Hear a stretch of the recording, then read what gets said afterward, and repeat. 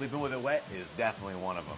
A lot of people are like, oh, it's not that big of a deal. But the reason why it's a big deal is because your hair is meant to stretch. It's meant to flex, right? So it's here, and then it gets wet, kind of expands out, right? But then as it starts to evaporate, it comes back down, which is fine. But that's good. That's hydration. It's going to hold on to the moisture that it wants to. That's totally fine. But when you have it sopping wet, even if it's not sopping wet, but wet when you're going to bed, or if you have it tied up while it's wet and it's all wadded up here, those hairs that have sucked up the water are staying stretched for far too long.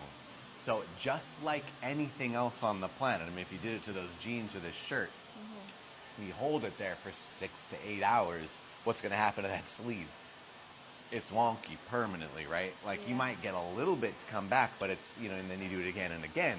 Eventually it's just going to get really weird. Well, with your hair, what happens is it gets really brittle. It gets dried out, so it gets brittle, and then it breaks.